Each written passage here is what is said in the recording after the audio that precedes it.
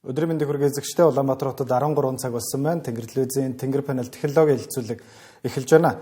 За сүүлийн өдрүүдэд Монголын технологи community чих баясган мэдээллүүдээр дүүрэн байна. За эгүүнээ AI 38.5 сая долларын үнэлгээтэйгээр за Монголын хамгийн өндөр үнэлгээтэй технологийн компани болж чадлаа. За мөн UBCab өөрсдийнхөө IPO-г гаргаж байна. За дараагийн чих баясган өөр нэгэн мэдээ бол ирэх амралтын өдрүүдэд за Монголын хөгжүүлэгчдийн хамгийн том цугларалт болох Dev Summit иргэн ирж зохион байгуулагдаж байна. За өнөөдөр манай студид Dev Summit арга хэмжээг зохион байгуулагчдын багт байгаа гишүүд хүрэлцэн ирээд байна. Өдрийн мэндийг хүргэе та бүхэн. Тэгэхээр манай студид өнөөдөр Намад Амра, за мөн Unread Media-гийн сэтгүүлч, event manager Мажиг Сүрэн, за Tapatrip-ийн ахлах хөгжүүлэгч их баяр нар ирээд байна. Тэгэхээр Dev Summit бол ер нь маш олон хүмүүсийн бас өдөр хоног тоолж өнгөрөөдөг ивентүүдийн нэг яахын аргагүй мөн болцсон байгаа. Энэ жил 4 дахь удаага зохион байгуулагдах чинь. Тэгэхээр амраагаас эхлээд яг энэ ивентийг санаачилж байсан хүмүүсийн нэгнээс нь ингээд асуухад ер нь энэ ивентийг яагаад хамгийн анх санаачлах болсон бэ? 19 онд хамгийн анх хийгдчихсэн тийм. Тэгээ 2019 он хамгийн анхны Dev Summit-ыг зохион байгуулж байсан. Олон улсын жишээг харахад технологийн том конференцуд болдог. Улс орон даяар тэгээд гаднаас том элдвэгч нарыг авчираад тухайн орныхоо технологийн хөгжлийг нэг тодорхойлдог. За хөгжүүлэгч инженерүүд дундаа нэг тийм баярын өдөр өөрсдөө баярлдаг, бахархдаг. За тэгээд мэдсэн сурснаа хуваалцдаг тийм өдөр байсан. За тэгээд гадны том конференцуудыг хараад манайд юу нь яагаад ийм юм байж болдгүй болоо гэж бол бодож байсан. Тэгээд туршилтын хувилбараар Моисе номын сан дээр нэг жижиг ивент хийх гээд үтсэн чинь заал нь багтахгүй бүр хүмүүс зогсоод гадаа нь зогсоод юм болж байсан. Тэгээд за зэн бол үнэхээр хэрэгтэй мөн гээд хамгийн анхны Dev Summit-ыг 2019 оны 5 сард маш амжилттай, санамсаргүй мөртлөө маш амжилттай зохион байгуулж байсан. Тэр их хоёроос асуухад ер нь энэ Dev Summit арга хэмжээндээс чиний хувьд бас энэ жил ямар ажлуудыг хариуцаж аваад хийж байгаа вэ? Ер нь ямар оролцоотой оролцдог вэ? Ер нь бол энэ жил бол анх удаа ZB хийж байгаа. Өмнө нь бол өөрөө оролцогч workshop дээр орж исэн. Тэгээ ер нь бүх юмар оржсэн. Одоо ганц ZB-гээр энэ жил анх удаа орж байгаа. Тэгээд энэ жил яг нөгөө элтгэгч нартайгаа ерөөхдөө бол нөгөө тулж ажил сэдв хөтөлбөр гэх мэтлэн нөгөө илүү нөгөө нэг элтгэгч workshop-уудынхаа хүмүүстэйгээ хамтарч ажиллаж. Тэгэхээр Unread-ийн зүгээс мэдээж Unread бол ханх үүсгэн анх зохиогдож эхэлсэн цагаас нь мэдээж зохион байгуулалтын ажлууд, логистикийн бүх асуудлыг бол хариуцаж зохион байгуулсаар ирсэн. Тэгэхээр Unread-ийн хувьд бол мэдээж Unread-ийн үнэн ч уншигч нар бол маш сайн мэдж байгаа. Ивент зохион байгуулдаг медиа гэдгээр бол бус медиануудаас эрс ялгаатай гэж хэлж болно. Тэгэхээр ер нь Unread-ийн хувьд бас ямар оролцоотой оролцоор ирв? Ер нь энэ жилийн хувьд бас зохион байгуулалтын хувьд бас ямар өөрчлөлтүүд орж байгаа вэ? Энэ дөрөнд панелд урьж оролцсон маш их баярлалаа. За манай Unread-ийн хувьд бол яг таны хэлдгээр яг ивент зохион байгуулдаг медиа компани дээр уусаа маш онцлогтой. Бид 2016 оноос эхлээд өөрсдөө амлаг арга хэмжээг зохион байгуулад явж байгаа. За тэгээд энэ туршлага дээр үндэслээд бид 2019 онд Dev Summit арга хэмжээг яг одоо энэ бол яг community чигээс арга хэмжээ гэдгээр онцлог штэ тий. Тэгэхээр хөгжүүлэгчтэй зориулсан яг амраахын хэлж байгаагаар гадаадд болдог ийм олон улсын томоохон хурал конференсуудыг Монголд нутагшуулах зорилгоор хамтран зохион байгуулагчаар оролцсон. Тэгээд бидний хувьд бол яг хөтөлбөр агуулгаас гаднах энэ бүхий л ажлуудыг ер нь базж ажилладаг гэж ойлгож байна.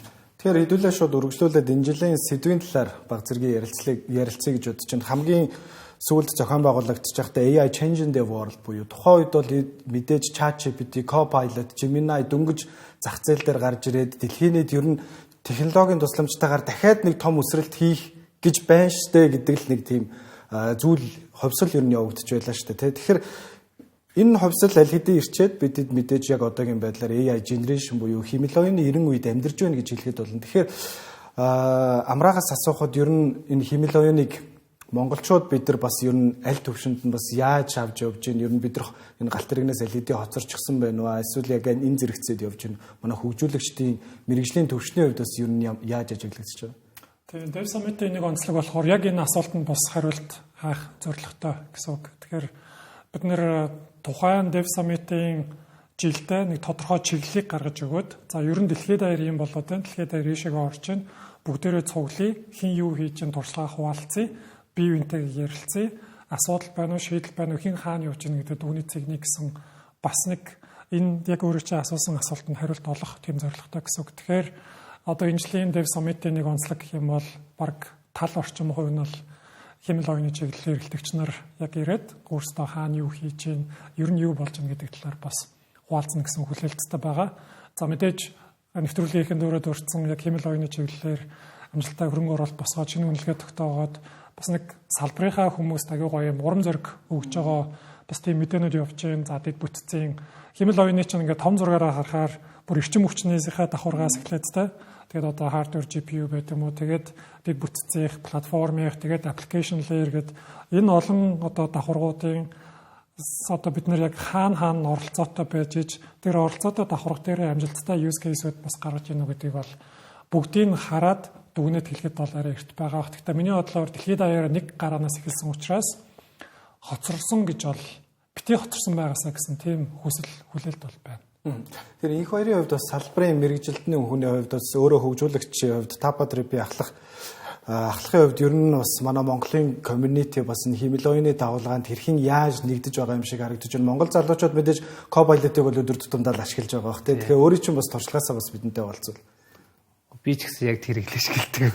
Тэгээ ерөнхийдөө бол AI одоо бол угаасаа нөгөө AI нь баг туслах болцсон. Бид нар чинь нөгөө өмнө нь болохоор яг өөрсдөө нөгөө бүх юмыг махарч хийдэг байсан. Одоо тэгээ AI яг ирэх үе тэр яг л нэг хажуудаа нэг 2 хүүхд суулгаад нөгөө жунер 2 хүүхд суулгаа хийж байгаа юм шиг. Тэгээ цаг хугацаа маш их хэмнэж байгаа. Мэдээж тэрэн дээр харин нэг AI-ийн хувьд болохоор шууд энэ ер нь бол 2 жилийн өмнөөс амар давлгаалаад эхэлсэн ч гэсэн нөгөө энэ үеийн төгсөгчнөр болохоор нөгөө өмнөх үеийнх нэг бас яг нөгөө онцлогуудыг арай жоохон мэдэхгүй байгаа. Яг шууд AI-ийн яг давлгаан дээр ороод ирж байгаа хүүхдүүд байгаа. Тэгэхээр миний бол харж байгаагаар болохоор яг энэ хүүхдүүд болохоор шууд ингээд нөгөө үндсэн кооруудыг шууд ойлгохгүй шууд AI-ийн давлгаан дээр шууд яваад орчхоор тэр нь жоохон зарим талаараа жоохон дутагдaltaй байгаа байхгүй. Тэгээд яг тэрийг нь одоо нөхөх байдлаар одоо энэ туршлагатай хүмүүсийн илтгэлүүд болон туршлагуудыг нь яг одоо энэ нэг Dev Summit дээр яриад илүү тэднийг ингээд ойлгоод яг тэдний нэг өмнө хийжсэн болон одоо яг AI дээр хэрэгжүүлж байгаа болон ашиглаж байгаа талуудыг эндээс бас сураад авал их зүгээр гэж бодоод байгаа байхгүй. Тэгээ мэдээж хэмэл оюуны хэрэгслүүдийг хамгийн дөрөнд мэдээж хөгжүүлэгчид өөрсдөө хэрэглэж эхэлж дадж л ах шиг байна л да. Одоо энэ Copilot, Codex гэдэг ч юм уу те. Тэгэхээр ер нь медиа салбарт ажиллаж байгаа сэтгүүлч хүний хувьд бас хэмэл оюуныг өөрийнхөө ажлыг хөнгөвчлөхөд ямар байдлаар ашиглаж байна мэж асуух. Тэглгүй яг угаасаа салбар бүрд яг ашиг тусаа өгж явж байгаа. Тэгээ бидний хувьд бол яг сэтгүүлчийн хувьд одоо олон төрлийн мэдээллийг уншиж харьцуулах шаардлагатай байдаг. Нэг сэдвийн талаар нийтлэл мэдээлэл бэлтгэлээ гэж бодоход. Тэгэхээр тэр бүрд одоо харьцуулалт хийх ингээд их сурвалжуудаа ингэж харьцуулж харах, их сурвалжуудаа ингэж нийлүүлж бөөгнүүлж одоо харах, нэг дөрөс харах гэх мэтчлэн үйл ажиллагаанууд ер нь хөвчлэн ашиглаж байгаа. Тэгээд мэдээж бас заримдаа бид нар чинь тодорхой хэмжээний хөнгөн дизайнуудыг хийх шаардлага гарна. Тэрэнд мэдээж бас AI айгуу том тус үүрэг гүйцэтгэж байгаа. Тэр энэ жилийн үед бас 3 өдөр зохион байгуулагдж байгаа гэдгээр онцлог болж байгаа шиг байна. Тэгээ өмнө нь 2 өдөр болж исэн. За тэрний өмнөх жилүүдэд бол 1 өдөр л болдог байсан. Тэгэхээр ер нь 3 өдрийн хөтөлбөрийн хувьд бас товчхон мэдээлэл хүргүүл ямар хөтөлбөрүүд байгаа. Тэгээ энэ жилийн хувьд бид нар хамгийн ихний өдөр нь болохоор нийт илтгэгчнэр, панелистууд, зохион байгуулагч нартайгаа уулзаад networking арга хэмжээ байдлаар Dev Summit зохион байгуулаад одоо 4 дахь жилдээ орж байгаагийн нэг сайн тал нь юм бол өмнөх жилүүдийнхээ арга хэмжээ дуусны дараа бид нар илтгэгчнэр, оролцогч нарлуугаа хандаад бид нар юун дээр сайжирч болох вэ? Дараагийн ивентүүд дээр бид нар юг сайжруулж ивэл зүгээр гэдэг фидбек стил авдаг. Тэгээд тэн дээрээс үндэслээд илтгэгчнээ төрүүлээ танилцуулжвал арга хэмжээний өдөр тайзны өмнө суугатаа, тайзны арай өрөөнд хүлээж захтаа хоорондоо ингээд нэг танихгүй юм шиг, таньдаг юм шиг байгаад тахгүй илүү гоё уур амьсгалтай болчих юм аа гэд networking арга хэмжээ гэж бас оруулж өгч байгаа. За тэрүүгээр зохион байгуулагч нар нь хоорондоо бас илтгэгч нартайгаа уулзаад танилцаад ер нь иймэрхүү юм болно шүү. 2 өдрийн дараа нөгөө хүмүүс чинь би нэгэ харчаараа эдний таньдаг болцсон. Хинээ нааша цаашаа гэж явахад илүү юм одоо үйл ажиллагааны уур амьсгалыг, урсгалыг илүү гоё болгочих төлөвтэй гэж бол зохион байгуулалт бэлтгэл хийж байна. 2 дахь өдөр нь болохоор сургалтууд Dev Summit-ийн бидний нэг аюу том ач холбогдол өгдөг гэсэн бол workshop буюу сургалт байдаг.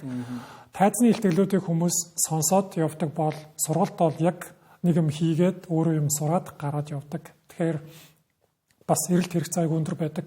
Энэ жил ч гэсэн Dev Summit-ийн сургалт дээр бас хүмүүс аягүй их хурж ирж оролцоосоо лаптопоо барьж ирээд яг нэг ангид бөөнөрөө суугаад нэг жижигхэн төсөл апп систем хийгээд гараад явбал тэрэн шиг том өгөөжтэй зүйл бол бас ховор байдаг. За тэр бол 2 дахь өдөр. За 3 дахь өдөр бол яг үндсэн тайзны илтгэлүүд ар-араасаа гараад нийт бид нэр энэ жил 10 ширхэг үндсэн сэдвүүд гаргасан. За энэ 10 сэдвээс ээлжилж гаргаад сэдв болгон дотор одоо хэд хэдэн илтгэгчнэр ээлжлээд гараад явчихна гэсэн байна. Тэгэхээр энэ хоёроос хөтөлбөр дээр ажиллаж байгаа гэж би бол өөрийнхөө сошиал медиа дээрээс харсан. Тэгэхээр ерөнхийдөө энэ жилийн хөтөлбөрийн хувьд бас мэдээж жил бүрийнхтэй адилхан нэг 25-аас 30 орчим илтгэгчнэр бол байгаа байх. Тэгэхээр гадаадаас бас илтгэл тавьдаг оролцогч нар ч байдаг. Тэгэхээр бас миний ажиллаж байгаа мэдээллийн аюулгүй байдалтай холбоотой мэргэжилтүүд өөрсдийнхөө илтгэлүүдийг тавих юм шиг харагдаж онцлог илтгэлүүдийн хувьд бас бидэнтэй болцсон. Гадаадаас бас их оролцож байна. Хөтөлбөрийг яг дараалалаар нь болно нөгөө эхлээд яг юу нь байх вэ? Тэгээ дунд хэсэгт нь явах уу? Хүмүүсийн нөгөө нэг сонирхолтой явах уу гэж нэг тийм хөтөлбөрийн нөгөө дарааллууд нь ерөөхдөө оруулж явсан. Яг хөтөлбөрүүдийнх нь нөгөө яг онцлог гэвэл нөгөө хамгийн ихний өглөөгүр гэсэн үг л дээ. Өглөөгүр яг ихний хэсгээр дандаа security талын. Ер нь бол дандаа тийм талынхан ер нь голчлоо явна. Тэгээд яг энд одоо хийлэх болоо. Тэгэхээр чи нөгөө хөтөлбөрийн дараагийн буюу өдөөс хойш нь болохоор дандаа ихэвчлэн AI ер нь явж байгаа. Урд талдаа болохоор систем дизайнууд, security тиймэрхүү юмнууд бол явж байгаа. Яг онцлог илтгэлүүд гэвэл одоо яг нөгөө илтгэлээ бэлтгэж байгаа. Яг бүгднгийнхээ слайдыг харж амжаагүй байл та.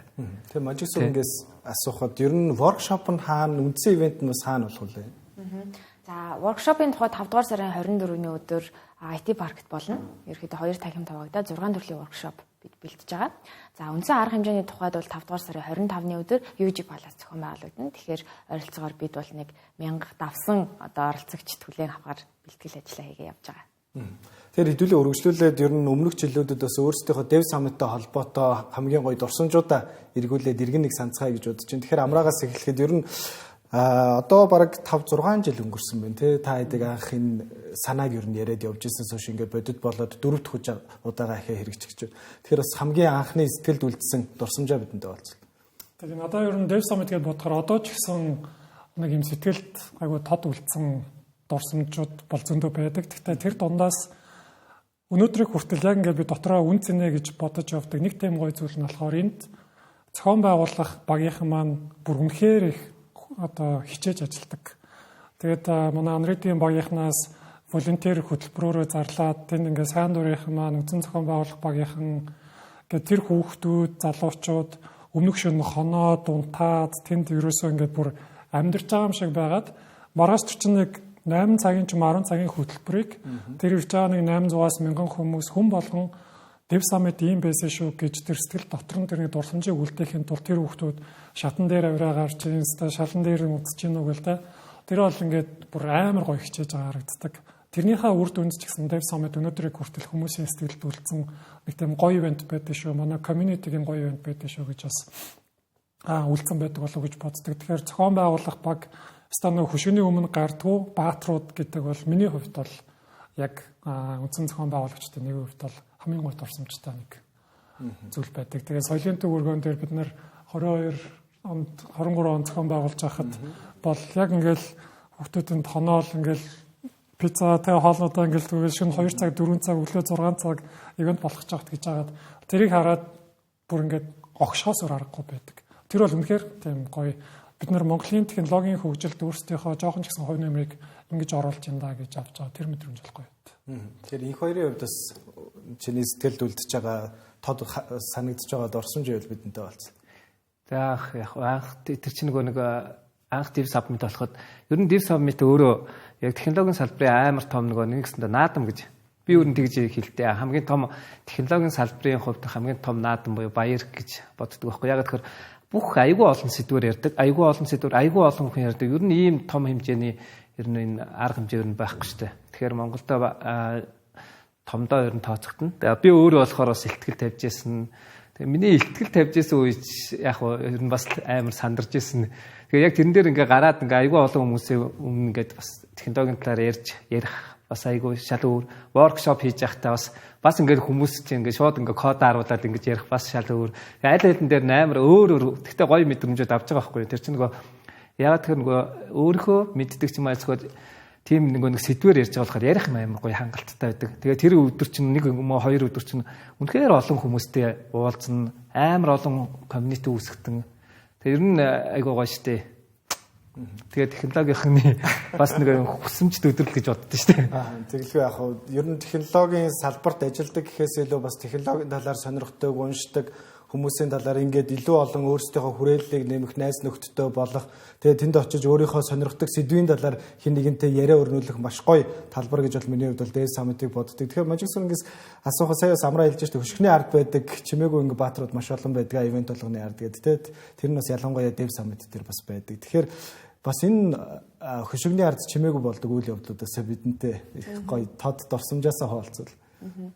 Тий, угаасаа ямар нэг арга хэмжээний ард угаас бүтэн баг ажиллаж идэг дандаа. Тэгээд мэдээж асуудал бэрхшээлүүд угаасаа тулгарх нь ойлгомжтой. Тэгээд миний хувьд бол яг 2022 оны Dev Summit-аас эхэлж яг backstage дээр ажиллаж эхэлсэн. Тэгээд яг үүнтэй холбоотой асуулттай холбоотой энэ гурван зүйл байна л да. Нэгдүгээрт болохоор сая ямар ахын хэлж байгаа дээр ер нь волонтерууд маань байгаа. Ер нь бол хамгийн том гол хөтөлбөрч хичнээн анред ингээд багаараа ажиллаж байгаа гэсэн хүн хүчний хэрэгцээ уусаа маш их байдаг. Тэгээд тэр одоо хэсгийг бол манай волонтерууд нөхөж ажилладаг. Тэгээд нөгөөтэйгүр бас манай анредийн хувьд волонтер менежментийн хувьд нэлээд сайн гэж одоо үздэг өөрсдөө тэгж боддог. Тэр түүнтэй бас манай хамтран зохион байгуулж байгаа хүмүүс маань ер нь санал нийлэх байх гэж бодож байна. Тэгээд юу хэлэх гээд байна вэ гэхлээр манай волонтерууд яг зорилготой орж ирдэг. Зүгээр 1-2 өдрийн ивент дээр ингээд зүгээр нэг сертификат авахын төлөө биш. Үнэхээр энэ салбарт дуртай, цаашдаа энэ салбар руу орж ажиллах сонирхолтой, энд ирж байгаа илтгэгчтэй танилцах хүсэлтэй яг юм зорилготой орж ирдэг юм волонтерууд байдаг. Тэгээд тийм болохоор ер нь бол волонтерууд маань яагаад тэгж шүнжин сэтгэлээсээ ажилладаг вэ гэдэг нь бол түүнтэй холбоотой байх гэж бодож байна нэгдүгээр. Хоёрдугаарт болохоор тий одоо яг энэ хоёрын хэлж байгаагаар бол манай илтгэгчид ер нь технологийн салбарын жоон татгшаа хүмүүс байдаг. Ингээд гарч олны өмнө юм ярина гэдэг бол угаасаа өөрсдийнх нь маш хүнд даваа байдаг. Тэгээ миний хувьд ер нь илтгэгчтэй яг тайзны ард гарахын өмнө бэлдээд ер нь иймэрхүү яг ажиллаа хариуцаж хийдэг болохоор яг зовлонгийн амарсаа ойлгож байна л та. Тий яах аргагүй ингээл за та 50 байгаараа ингээд та ярих юм хамгийн сайн мэдж байгаа гараал зүгээр л өөрөө өөртөө ярьж ингэж бодоод яриараа гэхдээ л хөөрхий гараад ингээд амар сандраад ингээд гацж төгдрөх ч юм уу тиймэрхүү асуудлууд ер нь аягүй их гардаг. Гэхдээ тэрийг үл хамааран яг манай яг ивентийг зорж ирж байгаа хүмүүс маань яг одоо тэднээс суралцах, тэднээс шинэ зүйл мэдэж авах тийм зорилготой ирдэг болохоор одоо тэрийг одоо үл хамааран одоо агуулгатай илүү төвлөрдөг болохоор тэрэн дээр бол одоо өөрчлөгч үзүүлж гисэн санаа зовхгүй байдаг. Гурав дахь нь болохоор түрүүн хэлсэн 2022 оны яг Dev Summit дээр анх ажилласан гэдэг чинь 2 дахь 3 дахь Dev Summit дээр ер нь бол зохион байгуулагч багт ажилласан. Тэгээд хамгийн одоо дурсамжтай зүйл гэвэл илтгэл тавьж байгаа хүн ингээ лаптоп авч гарч ирээд нэг код бичиж үзүүлж байгаа юм л да. Тэгээ ингээ чимээгүй л байгаад байгаа ингээ зэрэгтэл чимээгүй нөхөр кодоо бичээл би яг юу болж байгааг ойлгохгүй шүү дээ. Тэгээ ингээл дэлгэс нөгөө доон дээрээ байгаа юм чинь. Тэнгүүд нэг код бичсэн чи бүгдээр алгадчих явчих байхгүй. Маш сонирхолтой. Тэгээ би ер нь өмнө нь яг юм community чиглэсэн ивентэд өөрөө ч оролцож үзээгүй, волонтер ч хийж үзээгүй өмнөх ажлын туршлага гэвэл тэгэнгүүт яг хамгийн анхны Dev Summit дээр нэг тийм үйл явдал болохоор бүр үнэхээр гайхаад би биш ер нь нэлээд олон хүн гайхсан баха манайхнаас. Ингээд нэг код ингээд бичээ явж исэн чинь ингээд нэг мөр бичигдэнгүүт алгадчихж байгаа байхгүй. Тэгэхээр мэдгүй тэнд маш том асуудлыг шийдсэн байх гэж бодож байна. Тийм шиг байна. Маш олон хүний ойлгохгүйсэн асуудлыг айгүй богино хугацаанд шийдсэн юм шиг байна. Тэгэхээр би өнгөрсөн жилийн бас үзэгчтэй Dev Summit-ийн бас сэдвүүдийн талаар товчхон мэдээлэл өгвөл 19 онд The Future Begins гэдэг сэдвийн хүрээнд явагдчихсан юм байна. Тэгэхээр тэр үеийнх нь зургнуудаас харахад бас юм Back to the Future гэдэг кинотаа ингээд дэмийг нь ашиглаад хийсэн харагдаж байсан. За 22 онд болохоор мэдээж Metaverse-тэй холбоотой байсан. Тухайн үед бол мэдээж Metaverse бол дэлхийн нийтээр яригдчихсэн хамгийн чухал сэдвүүдийн нэг байлаа. За тэгээд дараагийн хоёр арга хэмжээ маань химэл оюунтай холбоотой AI Changing the World. За энэ жилийнх болохоор AI Generation гэдэг нэрийн хувьд явагдаж байна. Тэгэхээр амраагаас бас асуухад ер нь сүүлийн үед бас YouTube дээр нэг химэл оюуны төлөвүүдийг ашигласан бичлэгнүүдийг их оруулаад байгаа харагдаад байгаа. Тэгэхээр ер нь чиний хувьд бас өөрийнхөө хувь хүний хувьд бас ямар төлөвүүдийг ашиглаж байна? Бас энэ шинэ залуу мэрэгжилтүүдэд бас санал болвол химэл оюунтай холбоотой. Тий, одоо дараагийн одоо AI Generation гэж ярьж байгаа. Тэгээд дараагийн одоо хэдэн жил чинь бидний бүтээмж, чадвар, хөдөлмөрийн зах зээл дээр үнэлэгдэх хувь хүний хөгжил гэдэг энэ бүх хувь хүний одоо өсөж дэвшилт чухал энэ зүйлсүүд бол хэр сайн химэл оюуны технологи төлөвүүдийг хэрэгжилж байна вэ гэдгээр бас ингэж хэрэглэгдэж гарах гадах шиг байгаа юм. Ажлын байран дээрч тэр одоо өөрөө бизнес эрхлэн явсан ч тэр Тэгэхээр би бол ер нь хаана шинэ технологи юу хэмэл оюунтай холбоотой орж ирнэ бүгдийн судалж явах төгсөж байгаа.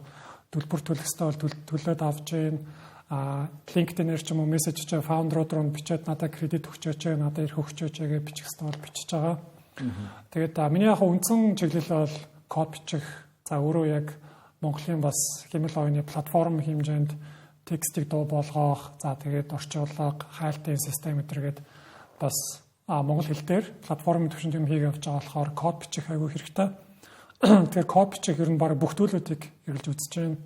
За хоёрдугаарт судалгаатай холбоотой. Яг бол хэмэл оюун чинь өөрөө судалгаа R&D дээр суурилж айгүй их явж байгаа учраас би ядаж өмнө нь судалгааны пейпер уншаад сайн ойлгодгүй байсан бол одоо яаж уншвал ойлгох юм бэ гэдэг талаар өөрөө суралцж байна. За ямар нэг шинэ асуудал шийдэгдэх гэдэг нь монгол хэл дээр шийдэгдэггүй байж болно. За олон улс дээр хэрэглээ талаасаа шийдэгдэг асуудал байх юм бол тэрийг судалгаа хийхэд бас хэмэл оюуны технологи төлөвүүдийг хэрэгжилж байна. Эднэрт ихтэй жоохон boring санагдаад байдаг. Тийм учраас би одоо зураг гаргах, видео гаргах гэлтэй дуу гаргах гэнгүүт хүмүүс нөгөө naturally тийшээ тийм гоё зураг гаргаж байна шүү дээ. Тийм гоё дуу гаргаж байна гэхээр тийм чиглэлийн төлөвүүдийг бас аягүй судлаад тэгээд тэр чиглэлээр YouTube контентууд хийгээд ирэнгүүт хүмүүс бас аягүй сонирхож байгаа харагддаг. Ийм зургийг ингэж болж байна, ийм ингэж болж байна гэд. Тэгэнгүүт манайд болохоор яг энэ чиглэлээр одоо YouTube дээр ч юм уу гадныхан аягүй видео контентууд хийж байгаа бол манайд харцсан цөөхөн санагддаг. Тэгэхээр яагаад бас нэг сувг байж болохгүй гэж энэ талаар ярьдаг хүмүүс орж ирээд үзэж болдог сувг байж болохгүй гэж харж байгаа. За хамгийн сүүлийн үед бол одоо энэ яг код бичигтэй зориулсан agent framework-тэй таа нэвтрүүлгээр бас хэдэд гарсан. Тэгэхээр тийшээгээ бас аягүй сонирхож хэрэгжилж бол үзэж байна. Тэгээд үр дүн бол үнэхээр гайхалтай. Тэгэхээр одоо дараагийн 1-2-5 жил гэдэг ч юм уу юу болох нь бол ингээд асар том асуултын тэмдэг бол хэврэл байсаар байгаа. Тэгэхээр ер нь олон улсын одоо энэ том технологийн компаниудын гүйцэтгэх захирал үүсгэн байгуулагчдын ярьж байгаа зүйлсийг ингээд сонсохоор мэдээж хэмэл оюуны дараагийн үе бол агентийн мульти agentic system гэдэг одоо тал руугаа явж гин гэж яриад ах шиг байна. Тэгэхээр энх хоёрыг бас асуухад бас чинээс хувьд өөрийнхөө ажлыг илүү хялбар болгохын тулд ямар бас агент систем AI төлөвүүдийг ашиглаж байгаа. Би өөр нь хөвчлээ бол курсаар ашигладаг. Тийм курсаа дотор ерөнхийдөө бүгдээрээ баг шахуу байдаг. Тэгээ апдейт айгуу сайн авдаг. Яг ер нь баг тэрэн дээр эдитер дээр явчихдаг. Ер нь одоо бусад энэ эдитер зориулсан агентууд нь айгүй их бас гараад ирсэн мөлий сүүлийн үед. Тэгээд одоо аль нэг ганц хоёрын туршаал явж тань. Гэхдээ одоохонд бол яг курсарыг л голчилж байгаа даа. Илүү эдитер дээр нь суурилсан болохоор амраад. Тэгэхээр манай Android media маань дижитал медиа гэдэг бас юм тодорхойлолттой тий. Тэгэхээр миний бас айгүй сонирхож байгаа нэг асуулт болохоор би өгөн төшигтээс асууя гэж бодож ирсэн манай ерөнхий редактор. Гэхдээ мажгаас асууч. Android-ийн хувьд бол өөрсдийнхөө уншигчдаа зориулж өнгөрсөн жилээс хойш хэвлэмэл бүтээгдэхүүнүүдийг санал болгож ирж байгаа. За өнгөрсөн жил өөрсдийнхөө анхны сонин гаргасан. За өнгөрсөн сард манай гиж үетэй хамтраад анхны сэтгүүлээ гаргасан. За өнгөрсөн 7 хоногт бас анхны номоо гаргаж байгаа шиг байна. Тэгэхээр ер нь ягаад та хэдийн бас энэ сургуульч тавьж байгаа энэ концепт санаа ягаад хэвлэмэл бүтээгдэхүүн гэж танай редакцийн барьж байгаа бодлого бас энэ дээр ямар хөө байв? Тийм, ер нь сүүлийн үед яриад байгаа ш хүмүүс юм уншихаа болоод байна гэд.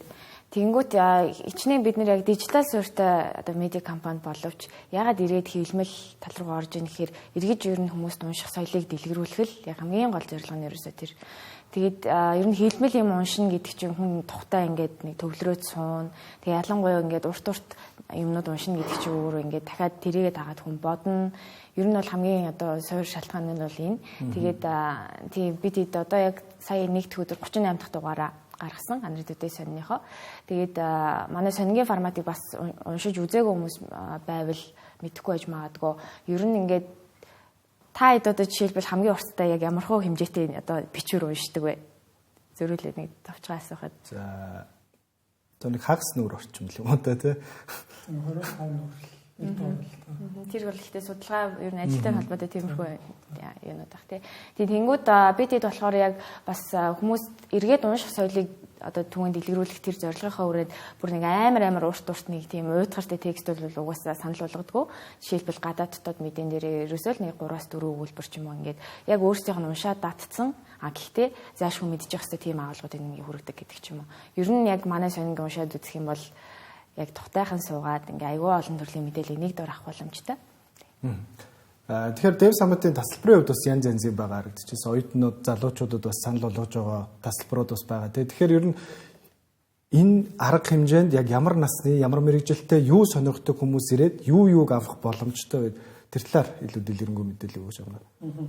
Хамгийн анх бид нар яг технологийн салбарт ажилладаг бол гэж ер нь бодож ирсэн. Тэгээд явандаа ингээд нийт эрэлт хэрэгцээгээ харангуут энэ чиглэлээр сурж байгаа оюутан залуучууд ч ингээд би оролцмоор байна, би ингээд суумаар байна та.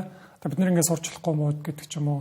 Тиймэрхүү демандууд гарч ирж байхад манай спонсор хамтрагч байгуулагч нар бол технологитой хамааралтай бизнесүүд явуулдаг мөртлөө тэгээд бас тийш ингэж өөрсдийнхөө бараа сурталчилгаа ч юм уу одоо сурталчлах сонирхолтой гэдэг. Тэгвэл нөгөө анх бодож исэн зөвхөн яг ингээл ерөөсөө хөгжүүлэгч нар гэдгээс ингэж бид нар бол тэлж тэр хүртээмжтэй байдлыг бий болгох хэрэгтэй мэн гэж бол бодож байгаа. Тэгвэл өнөөдөр бол яг үндсэн нөгөө target audience гэдэг юм уу гэх юм бол мэдээж технологийн community байгаа. Тэгээд дараагийн ээлжинд оюутнуудад бас зориулсан бүр тийм тасалбарын хувьд ч гэсэн бараг 50% хямдралтай оффер гаргаж өгч байгаа. Тэгээ манад технологиор бол сонирхож байгаа, сурж байгаа, сургуулиудад сурж байгаа хүмүүс байна. Бүр high school-ээс ахуулаад одоо мэдээллийн технологи сураа явж байгаа хүүхдүүд, залуучууд байна. За энэ академиуд бас бий болсон та. Нэгтлэн байжгаад академид сураад одоо хөгжүүлэгч болно гэдэг бүр мэрэгчлээ солих сонирхолтой ийм хүмүүс байна. Зүгээр технологи сонирхож байгаа хүмүүс манай Монголд ер нь технологи хэр явж байгаа гэдгийг сонирхож байгаа хүмүүс гээд одоо бол ингээд бүр жинхэнэ одоо даяарчлагдсан гэдэг шиг болцсон хүн болгонд нээлттэй. За сэдвээ бид нэр хөтөлбөрөө гаргаад илтгэгчнэрээ сонгоод тавингууд хүн болгон хөтөлбөрөө харж агаад би ийшээ очих уу очихгүй юу? Эсвэл би эндээс аль хэсэгт нь очивол надад илүү хүртээмжтэй өргөжтэй байх гэдгээ сонгох боломж нь нэгдчихэж байгаа болохоор тэр нь бас айгүй зохион байгуулалтын зүгээс бид нар тэрийг бас айгүй гоё тавьж өгөх гэж хичээж байгаа. За оюутан залуучууд эсвэл мэргэжлээс ойлгож байгаа эсвэл тухайн салбартаа ингээд асуудал шийдэх гэж явж байгаа технологийн ажилчдад чинь суралт гээд бас нөгөө түрүү хэлсэн чухал сегментийг бий болгоод өгчөнгүүд яг очиод тэнд нэг юм сураад хийгээд гараад авъя гэсэн бодолтой хүсэлтэй хүмүүс бас очиж байгаа. Би ингээд зөв санах юм бол Dev Summit дээр өмнө зүгээр ингээд сонирхоод байж байгаа аав ээж нар ч юм уу та хүүхдийнхээ мэрэгжлийг одоо юу болох уу гэж бодоо явж байна гэд зүгээр аав ээж нар ч юм уу нэг хагч нар очиж суудсан.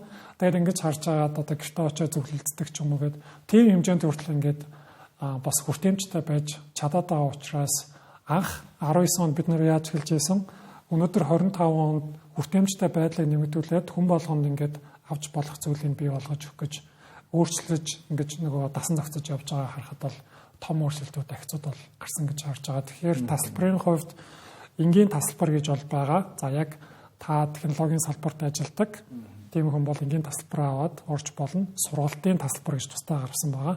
Би яриа сонсмоор байна. Би зөвхөн очиод нэг гоё юм сурчмаар гэх юм бол сургалтын тасалбар авч болно. Энэ хоёрыг нийлүүлээд би багцлаад авчаа. Тэгэх юм бол би хүснэг сургалтандаа суугаад ивентийн өдөр бүтэн суучаа гэх юм бол хоёр төлбөр төлөөл аль нь яасан бэ гэхгүй та нэг төлбөрөө төлж тэгээд алинд нь жорох боломжтой гэдээ явж байгаа. За тэгээд дөрөвт нь юу багаалаа? Дөрөвт хосмол талбар энгийн оюутны гэж байгаа. Тэгээд оюутны тасалбар маань бол 50% хөнгөлөлттэй гэдээ бодохоор бол манай оюутнууд би одоо оюутан байсан байгаад яг их сургууль сураад мэдээллийн технологи, компьютер сайенсаар сураад тэр үед ийм конференц болдог байсан бол би зүгээр нэрээ одоо илүү цагаар мэдхгүй нэг хүүхдийн даалгаврыг хийж тусалж байгаас ч нэг жоохон мөнгө олж байгаа л ийм нэг ивент бол явах байсан. Тэгэхээр технологийн салбартай холбоотой нэг шилжилтийн талаар бас би их хоёр хамраа хоёрын бас байр суурийг сонсомоор байна л да. Ерөн сүүлийн үед бас ийм хөгжүүлэгчдийн ажлын байрны асуудлын талаар ер нь илүү өргөн хүрээнд яригдчих жоох шиг байна.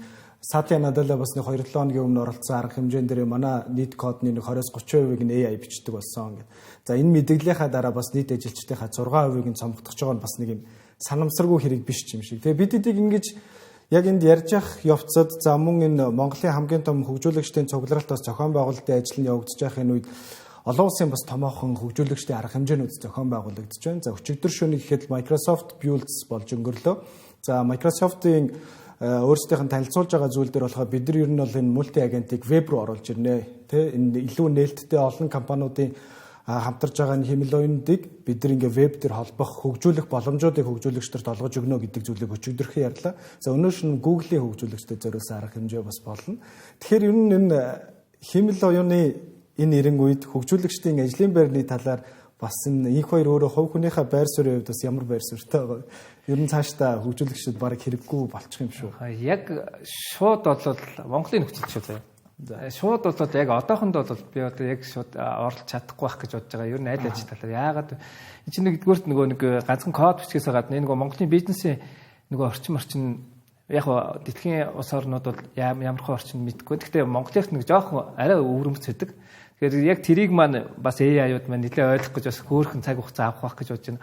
Хоёрдугаар шууд хөгжүүлэлтийг орлох хэмжээний яг одоогор бол бүр эхнээс нь дуустал буюу продакшн болтол нь хийх тим эйжент байхгүй байгаа.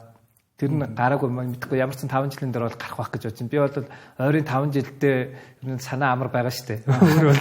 Ойрын 5 жилдээ. Тэгээд цаашаа бол мэдхгүй. Гэхдээ ямар ч хүний гараар яалцгүй оролцох. Гэхдээ оролцохдоо яг зүгээр жуниорын төвшөнд биш бүр нөгөө кор илүү илүү хэм өөрөө сурчиж илүү нөгөө кор төвшин рүү код бичих нь арай нөгөө нэг символ болоод илүү кор төвшин рүү өөрөө сураад яг тэр төвшин дээр очих юм бол ер нь баг яг бах тэрийг ядаж AI өөрөө удирдаад нөгөө нэг чиглүүлээд явах хэмжээнийхээр болохоор яг нөгөө анхан суралцагч нарт маань жоохон төвөгтэй байж магадгүй. Яг тэр анхан суралцагч нарын ажлыг AI-уд маань илүү булаах өндөр магадaltaй санагдаад байна. Тэгэхээр Амрагийн хөгжүүлж байгаа цэцэн AI платформ тэрэн дээр бас одоо контент бүтээгчтэй гэдэг бас орлоод эхэлчихэж байгаа юм шиг харагдаж байгаа байхгүй юу? Одоо подкаст хийж болдог ч юм уу эсвэл ийм сошиал медиа рилүүдийг хэмлэний тусламжтайгаар генерейт хийгээд хийждэг ч юм уу тэгэхээр чиний хувьд бас энэ зүйл дээр бас ямар байр суурьтай байгаа? Ер нь энэ цаашдаа энэ ажлын байрны шилжилт ер нь яаж явагдах юм шүү? Тэгээ би одоо Сан Францискод ингээд нэг дундын офис суугаад ажиллаад байж хахад хүмүүстэй зүгээр ингээд завсарлаганаар ч юм уу ланчын үеэр хажууд нэг 3 өсмөс нь өргөжсөн нэг юм 3 Азтай фаундерууд зогсоод хоорондоо ярьж байгаа байхгүй юу. Тэгмүүд гуруулхнаа ажиж 3-4 сая доллар босгоцсон, хөрөнгө оруулалт босгоцсон бүтээгдэхүүнээ хийгээд явж байна. Тэгмүүд та нар чи ингээд хүмүүс нэмж авд юм уу нэтэрэ гэдэг юм үгүй бид нэр 10x гэдэг зарчмаар явж байна. Бид нэр гуруулхнаа мөртлөө 30 хүний хийх бүтээмжийг бид нэр гуруулхнаа хэмэл оюун хэрэглээд хийгээд явж байна гэдэг тийм ярьж байгаа. Тэгэнгүүт өмнө нь бол магадгүй нэг хэдэн жилийн өмнө бол бид нар ялцч scale хийгээл хүмүүстэй хайр хийгээл багаа томсгоол хэдэн 7 оны спринт гэж явах байсан бол өнөөдөр бид нар 10x зарчмаар явж байгаа. Одоо үеийн ерөөсөө фаундерууд бүгд team стартапууд бүгд team чиглэлээр явж байна. Тэгмэд VC болон хөрөнгө оруулагч нарын харж байгаа юм нь болохоор та нар 10x зарчмаар явж байгаа хамгийн минимал хүмүүсээрээ хамгийн том импакттай продуктыг байлгаж чадчихна гэдэг бас тийм хараад байгаа шүү. Тэгмэд тэр хөрөнгө оруулалтын мөнгө нь хаашаа яваад байна гэхээр хүн хүч тэлэхтэр биш GPU дээр GPU-ний том өрсөлдөөн болж байгаа. За модель сургах дээр гэдэг ч юм уу дата цуглуулах дээр гэдэг тэр зүйл рүү хөрөнгө оруулалтын мөнгө нь яваад байна. Тэрнээс хүн хүчний бол мөнгө гэдэг зүйл амар багасж байна гэж харагдаад байгаа. За манай цэцэн AI-ийн хувьд гэх юм бол бид нар бол хүмүүсийг харин илүү олон бүтээгдэхүүн хийгээсэй гэж дэмжмээр байгаа. Бид нар өөрсдөө бүтээгдэхүүн хийхгүй, подкаст хийхгүй, рил хийхгүй. Өнөөдөр подкаст хийж байгаа чинь Монголын контент бүтээгч нар байлаа гэж бодоход хоолоо нь өвдөж болно, тэр хүн ингээд өвдөж болно те. Тэгэхэд тэр хүн цэцэн AI хэрэлдэх ч юм уу одоо тэрүүгээрээ подкаст хийгээд их юм бол гоё тэр хүн өөрийнхөө хүргэж байгаа мессежийг хүргэж байна гэсэн үг. Би одоо чинь нэг дөрөвөрөөсөн шиг YouTube дээр контент хийх гэж надад хамгийн том доллартай нэг асуудал. Камерын өмнө суух хэрэгтэй, гэрлээ тааруулах хэрэгтэй, ингээд хоолоо заримдаа гаргах болчихно гэдэг юм. Тэгэхээр тэр асуудлыг нэгсэндээ шийдэж бас тусалж өгөөд байна. Тэгэхээр нөгөө хэмэл оюун хүний ажлыг шууд орлохгүй бүтээмжийг нэмэгдүүлнэ гэдэг байр суурьтай тэр талаас нь бол илүү харж дэмжиж тийшээ нь илүү ингэж түлхэж ажиллах хэрэгтэй болоо гэж бодоод. Тэрнээс хүмүүсийн ажлыг булаагаад нэг тим тавилаа гэд тэндээс бол бас олох юм байхгүй жоохон хайцтай аимшиг ертөнц юм шиг кино юм шиг бол надад санагдаад байгаа тийм. Тэгэхээр магадгүй бид нар хэдхэн сарын дараа өөрсдийнхөө үздэг YouTube-руудынхаа зарим үед AI хувилбарыг нь үздэг тохиолдлууд бичлэгүүд бол бас нэмэгдэж магадгүй байх нь шүү дээ. Ганцхан олон улсад дэлтгүү Монголч гэсэн. Тэгэхээр мажаас суухад ер нь 10x гэдэг нэг юм концепц гараад ирсэн байна гэж шүү дээ. Хэмэл оюуны тусламжтайгаар өөрсдийнхөө бүтээмжийг хэд дахин нугалдаг 3-4 хүн 40-50 хүний ажлыг нугалдаг ч юм уу. Тэгэхээр чиний хувьд бас өөрийнхөө туршлагаасаа хуваалцаад ChatGPT-гээс өмнөх за ChatGPT-гийн дараа үе гэдэг ч юм уу те. Ингээд яг ер нь хэмэл оюуныг яг өөрийнхөө ажил дээр ингэж ашиглаж эхэлсэн болон дараа үе ингээ харьцуулаад үзэхэд бүтээмжийн хувьд бас хэр ялгаатай харагдаж байна. Ер нь бол ялгаатай гэж хэлнэ. Тийм. ChatGPT-гээс өмнө ч бол яг жинхнээсээ бүх ингээл сайтуудыг ингээл одоо ямар нэг сэдв байлаа гэж бодоход тэрнийхээ ингээл хайлтыг хийгээл уншаал, судалгаа уншаал ингээл аюух цаг авдаг гэсэн судалгааны шатн дээр одоо болохоор одоо мэдгүй огт мэдгүй сэдв байлаа гэж бодоход энэний талаар надад тайлбарлаж өг гингүүт ингээд юунууд тодорхой тайлбарт гаргаж ирэхин сацуугаар ийм их сурвалж дээр та энэний талаар илүү дэлгэрүүлж унших боломжтой гэдгийг ChatGPT-г санал болгодог шүү дээ. Тэгэхээр яах аргагүй ChatGPT-с өмнөх болон дараах гэсэн л юунд угаасаа хуваагдчихад байна. Тэгээд яах аргагүй бүтээмжийн хувьд бол угаасаа үлэмж нэмэгдсэн. Тийм. Цаг хугацаагаа хэмнэх тал дээр. Гэхдээ нөгөөтэйгөр энэ чинь бичдэг тойрвдаг ажил тий. Мэдээж ChatGPT сайн их сурвалж болоод сайн тайлбарууд гаргаж ирж байгаа ч гэсэн тэрийг уншигчдад эргээд яаж одоо ойлгуулах уу, яаж эвтэйхэн ойлгуулах уу гэдэг дээр ялангуяа одоо яг монгол хэл дээр яг яаж ойлгуулах уу, илүү сайн ойлгуулах уу гэдэг дээр бол сэтгүүлч ур чадвар бол хизээд хэрэгтэй. Тэгэхээр одоо ChatGPT, хиймэл оюун, AI тий бүр энэ эдгээр өгнүүд бол одоо ингээд зарим хүмүүсийн хувьд бол өлөг болж байгаа бах тий. Тэгэхээр их хоёроос асуухад ер нь технологийн компаниуд гэлтгөө маш олон компаниуд за бүр энэ хөдөө аж ахуй газар тариалангийн компаниуд ч гэсэн хиймэл оюуныг яаж бүтээмжтэйгээр ашиглах уу гэдэг аль хэдийн ажлуудаа эхэлүүлж гисэн мэт. Тэгэхээр Tapatrip-ийн хувьд бас хиймэл оюуныг яаж ашиглаж байгаа вэ? Tapatrip-ийн үндсэн програм системийн хувьд хиймэл оюун хаана байгаа вэ? Ерөнхийдөө бол одоо яг бүх програмчдууд маань хэрэгжиж байгаа байх л та. Гэхдээ яг аль биесээр манайх бол хэрэглэмээр зүгээр ерөнхийдөө бүгдээр хэрэгжиж байгаа програмчд. За их хоёроо түр байж байгаа. Фидэд нөгөө нэг нэвтрүүлэг маань шууд амжуулалт явагдаж байгаа. Тэгэхээр таны микрофон дээр баг зэрэг асуудал гарсан байна. Би тэгэхээр амраагаас дараагийн асуултыг асуучаад тэгээд буцаагаад энэ асуултын хариулт руу шилжиж гэж бодож байна. Тэгэхээр ер нь одоо цэцэн AI гэх түрүүн платформ ярьсан те дуран AI гэж бас байгаа те. Тэгэхээр чиний бас өөр хэрэгжүүлж байгаа ямар төслүүд байна тэрийг бидэнтэй болсон. Тэгээ бид би яг хаа зүгээр өөр төрөө нэг юм л боддтой. Одоо сэтгэлийн гүн гэдэг шиг манай бол жоохон одоо эрүүл мэндийн асуудалтай. Тэгээд манай одоо бидний хөвшин дээд одоо үеийнхэн гэх юм бол технологи сайн хэрэгжилж чадахгүй, гадаад хэл төдөлөө мэдхгүй. Тэгмүүд энэ хүмүүс яаж юм гэхээр оройныхоо 7 цагийн ч 9 цагийн мэдээгээр л тархиа цэнэглээл за нэг юм болж байгаа юм байна. Тэгвэл тэр хүн өөрөөх нь эрүүл мэндэд асуулт байж болно. Би одоо өвчнийхөө завирыг яаж бол аргалжуулах гайгүй болох юм бол зөндөө асуултууд төрдөг ч гэсэн хэлний одоо барьер, технологийн барьерээс болоод тэр мэдээлэлээ хүссэн үед авч чадахгүй. Бид нар бол одоо AI generation гэдэг ч юм уу те ChatGPT-гээс ун, Gemini-аас ун, Cloud-аас асуун, интернетээс ороод асуун хилтэй технологи хэрэгжилж чадчихна. Тэгвэл энэ нөгөө digital divide гэдэг зааг гэдэг зүйл асар их үүсч чадах шиг байна. Тэгвэл одоо хөгшин настай хүмүүс за хөдөө орнотод байгаа хүүхдүүд байж болно. Бас л технологиор сайн хэрэглэхгүй бол гадаад хэл сайн мэдхгүй болохоор тэгэхээр миний хүсэл бол одоо миний аав жишээлбэл өөрийнхөө одоо энэ эрүүл мэндийн одоо өвчний талаар зүгээр нэг товч дараал монгол хэл дээр асуучмаар байгаа. Тэгэнгүүт тухайн үеийн хамгийн шинэлэг мэдээллийг өөдөөс нь монгол хэл дээр ойлгохоор яриад та ингэжүүл зүгээр юм шүү. Монгол хэлээр болно. Тэгээ яриад өгчих юм бол би бүр ингээд амар баярлах юм шиг санагдаад байдаг. Тэгвэл энэ бол ганц миний аавд тулгарч байгаа асуудал биш. Зөндөө монголчуудад тулгарч байгаа асуудал байгаа даа. Тэгээд энэ том зургаар нь харах юм бол хүмүүст технологи сайн хэрэгжилж чадахгүй, гадаад хэл төдийлөн мэдэхгүй энэ хүмүүст бид нар яаж энэ одоо дэлхийд даяар асар хурдтай бий болж байгаа шинэ мэдээлэл судалгааны ажлууд үр дүнгуудтай энэ технологийн хөгжилтэй хөл нийлүүлж авах юм бэ гэхээр их хэл дээр нь тэр мэдээллийг л аваачих ёстой болчихж байгаа. Тэгмээд монгол хэл дээр энэ мэдээллийг аваачих гэдэг бол одоо тийм амар хөгжсөн салбар бол биш шүү дээ. Тэгэхээр бидний салбар руу орж байгаа хүн монгол хэлээр яар тэрнээс нь үндэслээд хамгийн ухаалаг байдлаар мэдээллийг хайж олно. За тэгээд тэрийг буцаагаад монгол хэл дээр нь хүссэн хоолоогоор нь гой тайлбарлаад өгнө гэдэг. Тэгэхээр ярддаг, сонсдог, хайдаг гэсэн нэг ийм гурван юмны бүтэц солонгод бид нэр ерөнхийдөө нэг дуран AI буюу дуран инжин гэж нэрлээд одоо тэр мэдээллийг ингээд хайх гал дурандаа л та. Тэгэл тийм одоо цэцэн бол ингээд ярддаг, за дэлдэнгээ төслөн сонсно гэдэг ч юм уу. Тиймэрхүү ер нь зорилготой. Тэгэхээр хүн болгон хүртээмжтэй хүссэн хэл дээрээ мэдлэгээ олж авдаг. Тийм зүйлийг хийхээр зорж байгаа.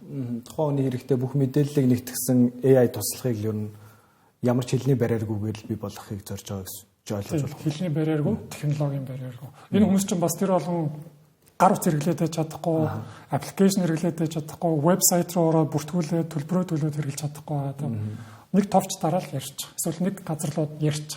Тэгэл хүссэн мэдээлэл авч гэдэг. Тийм л юм зориул явж. Тэгэхээр инхээрээс дахиад ер нь Tapatrip-ийн хувьд бас Himalayan-ы гэрхийн яаж ашиглаж өөрсдийнхөө платформудад нэвтрүүлж байгаа.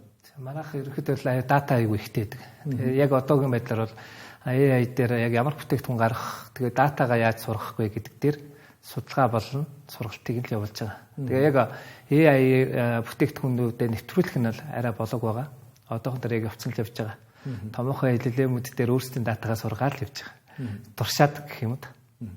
Тэгэхээр би бас Монголын томоохон технологийн компаниудын нэгэнд нь бас ахлах хөгжүүлэгч хийдэг хүнээс асуухад ер нь Монголын залуучуудын бичиж байгаа кодных нь чиний яг юм баримжаагаар харахад хэд орчим хувь нь AI бичиж байгаа шиг байна. Хэд орчим хувь нь ер нь яг юм Copilot-гүй тэ эсвэл Codex юм уу курсор байхгүйгээр ингэ бичиж байгаа шиг байна. Ер нь одоо бол ер нь бараг нэг 60-40 харьцаатай байж магадгүй шүү. Яг тэгэхээр 60% нь AI. 60% нь AI. Ер нь бол чинь яг AI хөгжихөөс өмнөх болон дараах гэдэг нэг юм хоёр үе гарч ирчээд байгаа юм л да бас. Яг тэгэхээр өмнөх үеүүд нь болохоор дандаа нөгөө биеэр махарч хийх хэсээр ингээ сурцсан нөгөө яг ингээ махраад хийдэг яг бүх юмаа нөгөө өөртөө хийдэг байсан үе. Одоо болохоор нөгөө ихэнх хүмүүс нь ерөнхийдөө гол концепцээ ойлгоод ихэнхийг нь бичүүлж байгаа үе гэж байгаад байгаа. Тэгэхээр бидний хувьд бол ер нь би тэгж хараад байгаа. Манай өмнөх үеуд болохоор AI байгаагүй үеуд нь болохоор хэвчлэн коруудаа ерөнхийдөө өөртөө биччихэд тэрийг зүгээр сайжруулах юм дээр AI-удаа дандаа ашиглаа яваад ддэг гэж хараад байгаа. Нөгөө хүүхдүүд болохоор шууд нөгөө нэг бүтээгдэхүүн дээр ерөнхийдөө хэвчлэн нөгөө AI-тайгаа цуг ингээл асуугаад шууд тэрийг ашиглаад яваад байна л гэж хараад байгаа. Энэ нэг жоохон хоёр өөрт байгаа л та. Миний Tapatrip-тэй гэхдээ яг ингээд нэг уулзсных гэдэг дээр Tapatrip-тэй холбоотой нэг сонирхож байгаа нэг асуудал байгаа нь ABA-г нэгтгэж авсан тий Tapatrip. Тэгэхээр ер нь энэ хоёр систем бас хизээгээс хэрхэн ямар байдлаар бас нэгдэх зорилготой байгаа ер нь цаашдаа. Tapaгийн үндсэн систем бол ABA. Юу нэ AB тийм нөө ABA нөгөө нэг таксины манай дээр гарсан шүү дээ. Ерөнхийдөө анхаа нэгтгээд анхаа Tapa дээр ерөнхийдөө бол гарсан байгаа. ABA-гийн хувьд болохоор бас нөгөө тусдаа өөрхөн аппликейшн дээрээс явж байгаа. Бас манай дээрээс гэсэн орж байгаа. Ер нь бол аль аль нь орцоо. Одоо тэрэн дээр бас хэд хэдэн ер яг ихний нөгөө нэг такси дуудах яах үйлчлэгэнд нь орцоо. Одоо араас нь 2-3 ч үйлчлэгээ яг хүлээгдэж байгаа удахгүй орчих байх. Энэ 6 сарда бараг багтаад орчих байх. Тэгээ ер нь бүрэн дуусах байгаа гэсэн үг. Бүрэн дуусгаж байх нөгөө коннекшнууд нь ерөөхдөө ихний байдлаар дуусчих. За хэдүүлээ өргөжлүүлээд Dev Summit-тай холбоотой яриануудаа өргөжлүүлэе гэж бодож байна. Мэдээж энэ хэмэл оюунтай холбоотой сэдв бол маш том сэдв. Тэгэхээр бид нараас өөрсдийнхөө ашиглаж байгаа байр суурьудыг бас хуваалцлаа. Тэгэхээр ер нь Dev Summit дээр одоо жил болгон гадаадаас илтгэгчнэр ирдэг эсвэл өөрсдийнхөө онлайн илтгэлүүдийг бичиж явуулдаг байгаа тийм Монголын Apple, Google, Amazon-д ажилладаг за олон улсын хэмжээнд үнэлэгдсэн хөгжүүлэгч нар гэж нэрлэж болох байх. Тэгэхээр энэ жилийн хувьд бас гадаадаас оролцож байгаа ямар зочтой байгаа вэ? За онцлоод жоохон зүгээр дуртахад гэх юм бол одоо ч Adobe гэдэг компани байна те. За product одоо юм гоё бүтээлч сэтгэлгээг агай гоё дэмждэг Photoshop, Firefly гэдэг. Adobe-ийн хамгийн урдаа барьж байгаа сүүлийн үед яг AI-ийн үед хамгийн урдаа барьж байгаа бүтээгдэхүүний нэг бол Firefly гэж байдаг. Text to image generation хийдэг. За яг энэ бүтээгдэхүүний төсөл дээр нэг ажилласан нэг ахлах инженер бол хэдэн тэрбум зургийг дэлхийд даяараа гаргаж байна. Тэр зураг сайн гараад байгаа мó, муу гараад байгаа мó гэдгийг яаж хэмжих юм бэ гэдэг чинь асуултанд хариултыг өгөхөөр өөрийнхөө туршлагыг хуваалцах чинь жишээлбэл за одоо Apple биш Uber machine learning инженерээр одоо ажилладаг бас нэг монгол инженер байна. За тэр хүмүүс бас яг өөрийнхөө туршлагаас ингээд хуваалцаж байна. Тэгээ компаниудаас ярил одоо Adobe байна, Uber байна, Ericsson байна, Европын Ericsson-ийн салбарт ажиллаж байгаа. За KAIST гэдэг одоо Солонгосын одоо топ яг эрдэм шинжилгээний сургуулиуд нэг те.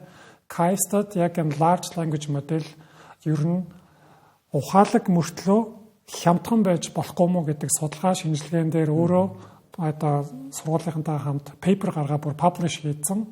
За манай Монгол нэг тийм яг тийм судалгаа дээр ингээд суралцаад явж байгаа Солонгосоос өөрийнхөө бичлэгийг хийгээд бас явуулах гэж байгаа гэд тал талаас амар гоё өнцгүүд бас хөндөж байгаа. Тэгэхээр энэ жилийн бас нэг айгүй олзуурч байгаа бол яалтч өөрөө чинь хэлсэн шиг зөвхөн дотооддоо байгаа компаниуд биш гадаадын одоо Солонгосоос байна, Европоос байна, Америкаас байна гэдэг тэр технологийн community монголчууд маань өөрсдийнхөө бас туршлагыг хуваалцах жагаад бол айгүй олзуурч байгаа. Тэгэхээр ер нь зөвхөн Монголд байгаа хөгжүүлэгч нар мэрэгжилтнүүд гэхээс илүүтэйгээр бас олон улсын туршлагуудыг бас Dev Summit дээр ирээ сонсох боломжтой. Тэгэхээр бид эдийн бас ярилцах цаг өндөрлөх төхөж байна. Тэгэхээр таагуураас нэг асуултыг асуумаар байна. Ер нь энэ залуу мэрэгжилтнүүд, оюутнууд, за мөн технологи сонирхдаг залуучууд яагаад Dev Summit дээр ирэх ёстой вэ? Та хэдий өөрсдийнхөө санал бодлыг бидэнтэй хуваалцаад энэ удаагийн ярилцлага өндөрлөе гэж бодож байна. Мажаас эхлэв. За яагаад ирэх ёстой гэвэл мэдээж хэрвээ энэ салбар руу орж ажиллая гэж бодож байгаа бол энэ ивентэд л ирэх хэрэгтэй.